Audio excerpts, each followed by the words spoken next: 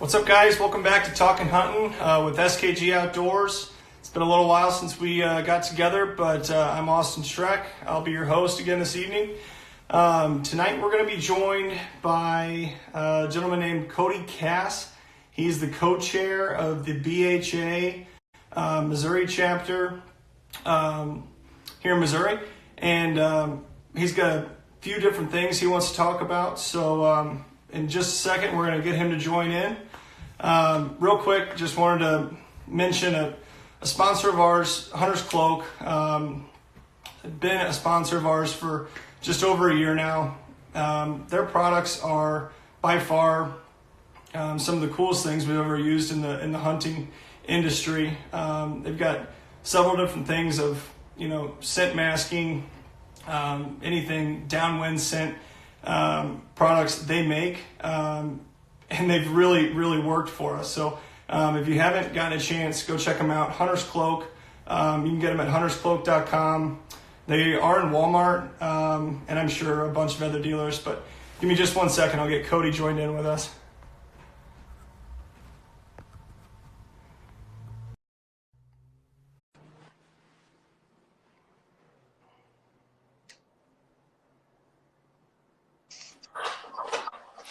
Hey, Cody, Austin. what's up, man?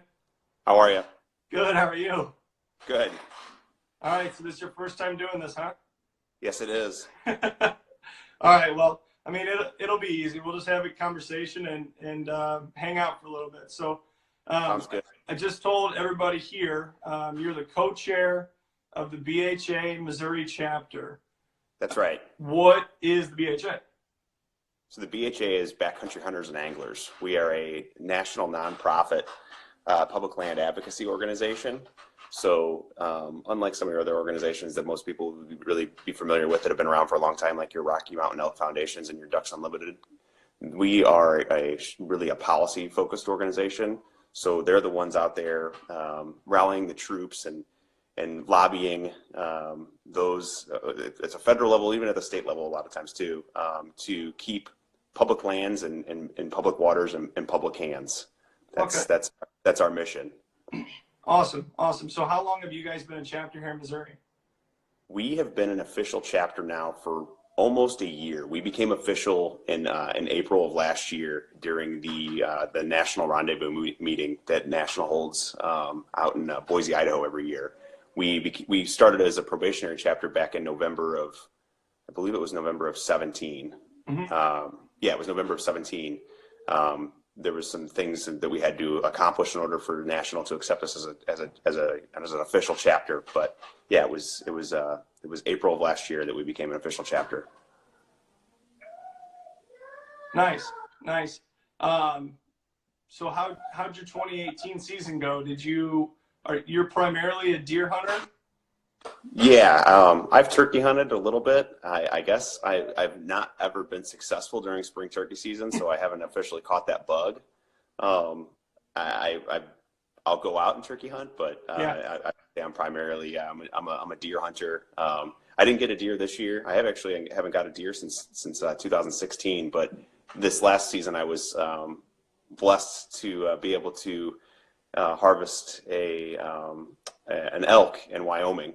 Oh, cool. I was able to cash in some preference points. Actually, a fellow board member, Ryan Price, went with me. It was awesome. He just came along for the ride. He didn't even have a tag. Great to have him along, especially after we got an animal on the ground. It made moving things much easier. Yeah, that's awesome. Yeah, so primarily a deer hunter, and then I guess part-time, whenever I get the chance, western big game hunter. Yeah, that's awesome. So yeah, like, have either of you guys ever been into that? Like, how did you know about going, what state to go to, where to go to, anything like that? Yeah. So I really I didn't have much exposure to western hunting at all until 2015. I went on my first western hunt. I went out to Wyoming again that time and did an antelope hunt. Mm-hmm. But I guess I kind of started learning about the opportunities outside of our state. It was probably about 10 years ago. there was it was actually Steve Ranella. He had a show on I think it was on the Travel Channel. Is that right? Yeah, the Wild Within, I think is what it was called. I started watching that show, and that kind of piqued my interest, and from there I started branching out and watching other videos. But then so whenever he switched over to the Meat Eater and got exposed to a couple of different other guys, and that's actually through his advertising on his and his kind of advocacy work, I heard about backcountry hunters and anglers. But Oh, cool. so I didn't know a whole bunch about Western opportunities, but I started playing the point game. I found out early on that there was that points meant everything. You know, Right. if you really want to have the best opportunity to hunt out west, you need to start buying points. So about 10 years ago, I started buying points out west. And to your question about how I decided on Wyoming, a friend of mine that actually I wasn't able to go hunting with, he had some points, and we looked to cash them in together. And that's really kind of why we selected Wyoming, is we both had points there. Other not have points somewhere else. So, yeah. That's awesome. I mean, I can't even imagine just either. You guys fly out or did you drive out? We drove. Yeah, we drove. Yeah, we so did everything. Yeah, we did everything DIY. It was on public land. Anybody can do. Well, if you have the points and can draw the tag, anybody can do it. Right. We stayed in a tent on our national forest lands. It was awesome. Everything about it was fantastic. That's awesome.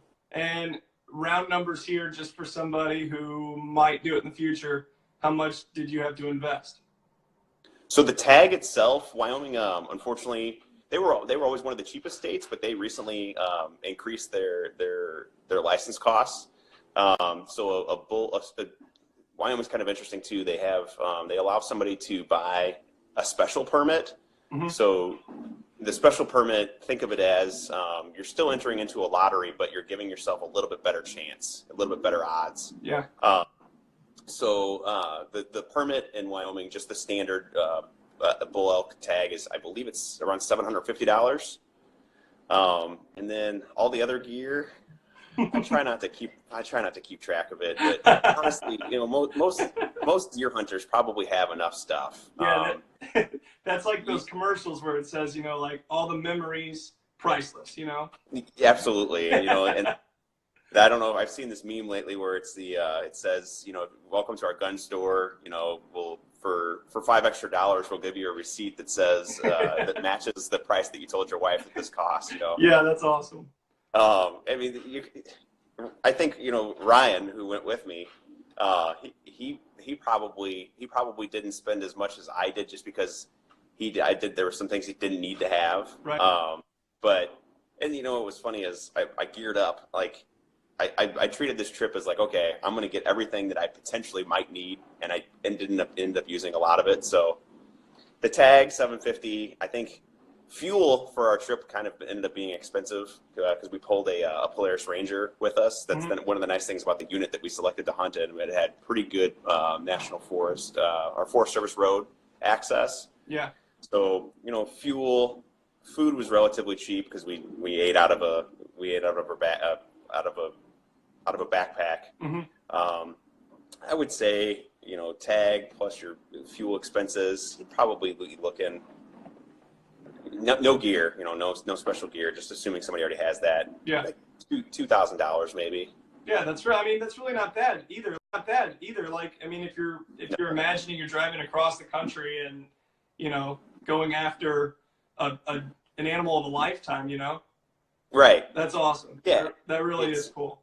It's absolutely priceless, and it's funny because that's Ryan's last name, but it was. I went into it as well saying, like, I don't care if I get anything. It's the experience is where I'm really investing the money. Coming home with meat was fantastic, mm-hmm. but it wasn't necessary at all. Yeah.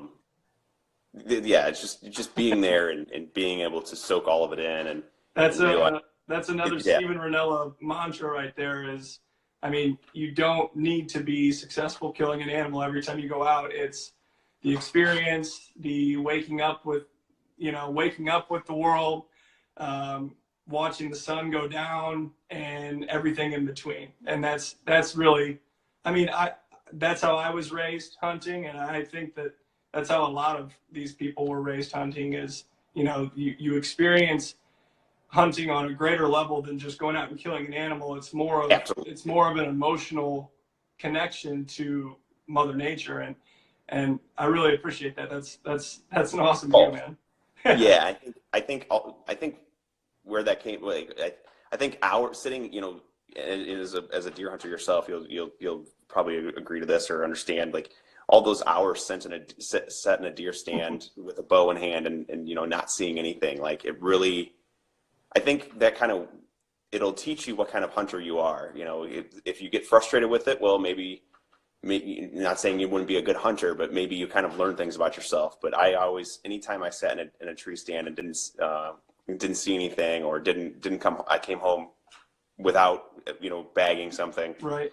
I always learned something, and I always felt more richer for the experience. So yeah, I think that helped translate into this hunt, even though we didn't have to. We were really lucky in how short the hunt was. Yeah.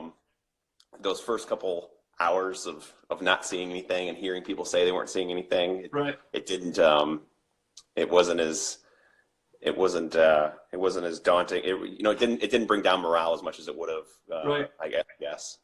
Right. So how long was the pack out? We were there was a lot of luck that shone on us during this trip. We only had to take the elk probably, if it was a mile, it was a short mile. We were actually on our way back from having put some elk to bed at night. The sun was setting, and we said, okay, we'll come back. We had decided to leave them and had to return to camp and come back to the same spot in the morning.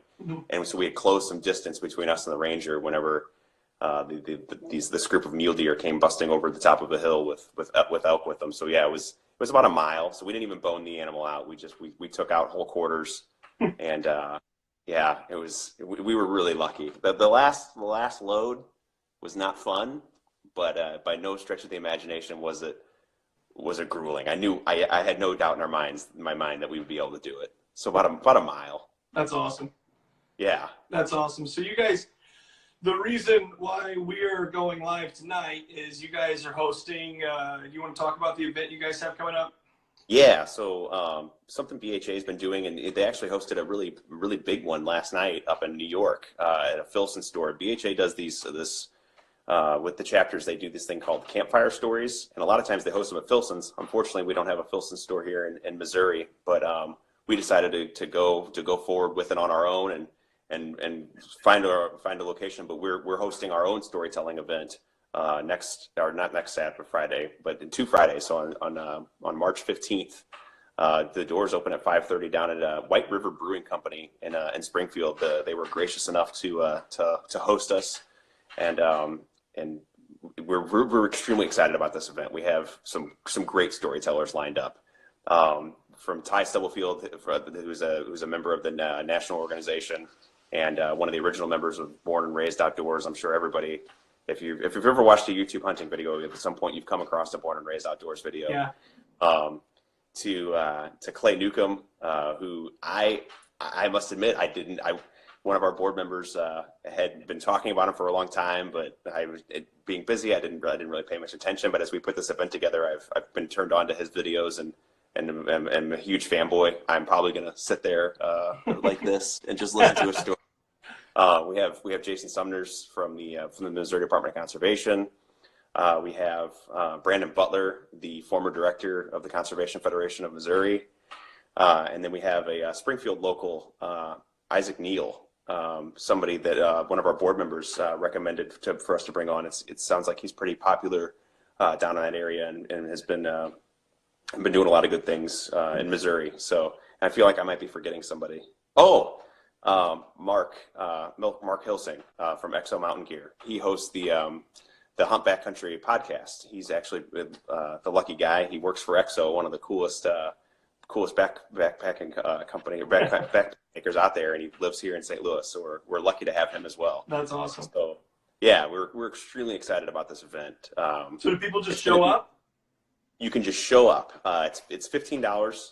The admission is $15, but that $15 ticket gets you two free beers. I guess not free, but it includes 2 beers at White River. Yeah. And the first 40 to RSVP for this event will also receive 1 free raffle ticket. We're going to be selling raffle tickets at the event, but we wanted to, as a way to kind of encourage people to RSVP early, we were offering a free raffle ticket.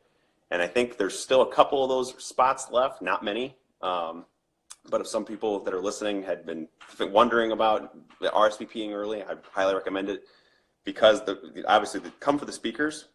The speakers are fantastic and come to support a great organization, but we do have some pretty spectacular raffle prizes lined up. Maxwell Mountain Gear was generous enough to donate a backpack for us. One of our members just recently, who I guess works for Garmin, was able to get us a Garmin fish finder. Oh, nice. And then national, we have a Savage rifle, Savage Axis that comes pre-mounted with a scope, 6.5 Creedmoor that we're raffling off to. We have some other stuff as well, but those, I mean, we have some really cool items, and all proceeds are going to go to help support BHA and especially our chapter, so we can focus on things that are relevant to Missourians. Yeah, that's awesome. So March 15th. March 15th, doors open at 5:30. There's going to be a food truck available for folks if they want to come and grab a bite to eat before the stories start. We think we're going to have the storytellers start around 6:15. But yeah, March 15th, White River Brewing Company in Springfield. There's all sorts of lodging available. We know that snagging season is starting that day. Missourians are extremely passionate about their paddlefish snagging, so we're hoping to pull on that and have some guys, some paddle fishermen that are in the area come over and check out some stories. It's going to be a great time. Awesome. And if you're not familiar with any of these guys that I mentioned, I highly recommend checking them out. They're doing great things for conservation. Clay Newcomb, he runs the Bear Hunting magazine, and I'm very much looking forward to meeting everybody, the speakers and all of our members. It's going to be an awesome night. It sounds like an awesome event. All right, so anybody who's watching this video, if you have any other questions, you can message us, DM us. You can DM the guys over at BHA Missouri, or that's right. Cody Cass has his own personal Instagram that I'm sure he would love to receive messages on as well. So absolutely, and you can email me as well. My email address is much like my Instagram handle. It's Cody_Cass at iCloud.com. So if you want to, you can reach out to us anyway. You can reach out to us through Instagram, through email. Call somebody if you feel like you know somebody that's a board member. Give them a call. So absolutely. Yeah, I've got this guy's phone number now. So if you need to get in, just let me know. That's right. All right. So you have anything else you want to add? I think so. We talked about what BHA National does. I think I want to stress that, now that it's really cool that Missouri has a chapter and that we've had one for a year now, we can really start to bring the fight home. There's a lot of things that happen in Missouri that maybe people aren't aware of. Missouri has a very rich outdoor history, and we have a lot of passionate hunters. I think a lot of hunters in Missouri are blessed to have the ability to hunt on private land, but there are a lot of hunters out there that depend on public land. And in Missouri, there's not a whole lot of public land. We definitely have our fair share, not anything like our western neighbors, but there are things happening within our state that people need to pay attention to, and then we're going to try and bring light to and let people know, where we're fighting and what things we're paying attention to help ensure that generations of Missourians can enjoy the same things that you and I have enjoyed. Yeah. Do you guys have like monthly chapter meetings? So we have monthly chapter board meetings, and it's just they're closed sessions for board members. But something that we're going with National's help this year, what we're actually going to be doing is releasing newsletters. We haven't decided if we're going to be doing them monthly or quarterly, but we'll be releasing notes from these meetings, and then we have an email account as being part of BHA's family, where we send out regular messages to anybody that's a Backcountry Hunters and Anglers member within the state of Missouri, that they can get they'll get updates from us specific to Missouri that come from our chapter. Got it. Yeah. Got it. So if anybody watching this has any more or wants any more information on stuff like that, like we said before, go to their Instagram, go to directly to Cody Cass's Instagram, email. They are ready to help. That's right, and we actually have a group mailbox too. If you're just interested in finding out more about the Missouri State Chapter, you can go to Missouri. It's a nationals, BHA's nationals website, which is Backcountry Hunters and backcountryhunters.org.